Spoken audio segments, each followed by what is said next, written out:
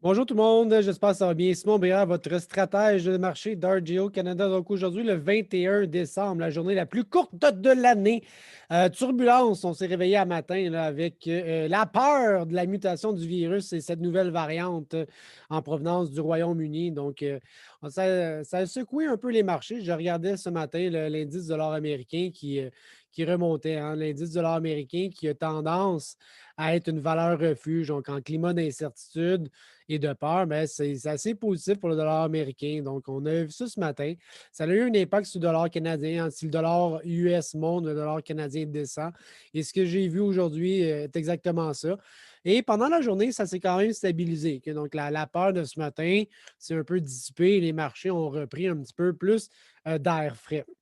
Au niveau des matières premières de base, donc certains matériaux de construction, par exemple, et là, on voit quand même une tendance qui est assez très, très, très évidente. Je regarde l'acier, par exemple, qui est rendu à des niveaux, ma foi, record. Donc, il y a quand même une sorte d'urgence là, d'avoir des actifs de matières premières de base dans les marchés financiers. C'est la même chose au niveau des contrats à terme de bois. OK? Donc, on en a parlé cet été, là, la hausse, la baisse. On est dans une deuxième vague de marché très, très haussier pour le bois.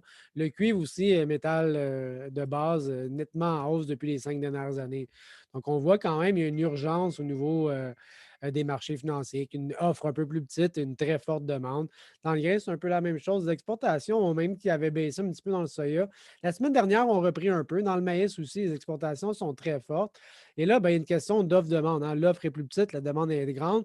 Mais il y a aussi une question de logistique. Par exemple, en Argentine, dans les ports argentins, mais il y a beaucoup de grèves actuellement, ce qui fait que 50 du tourteau mondial est argentin.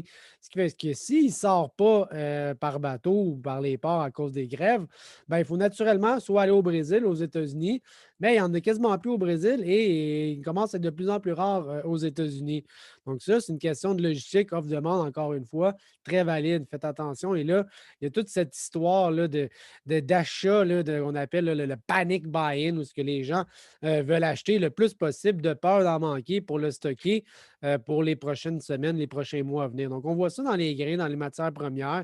Vaut mieux l'avoir chez nous, dans le cours, tout de suite, pour ne pas en manquer plus tard, d'un coup que les marchés financiers, la pandémie ralentissent toute la patente. OK? Donc, on voit beaucoup ça dans le marché de ce temps-ci.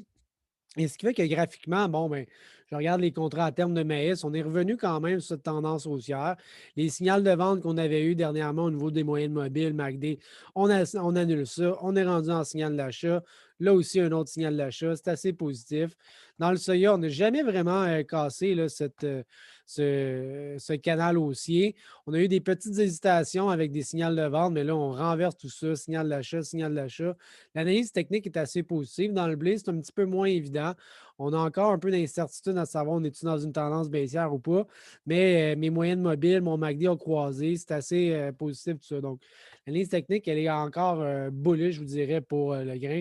Dans l'or canadien, bon, on semblait avoir une hésitation ou un peu de signal de vente à travers les moyennes mobiles, peut-être MACD avec la baisse et le recul qu'on a connu aujourd'hui. Mais on est encore dans ce canal haussier. Donc, jusqu'à preuve du contraire, l'analyse technique est toujours assez positive, malgré là, certaines fois, il y a des hésitations dans ces graphiques-là. Donc, voilà pour aujourd'hui, 21 décembre.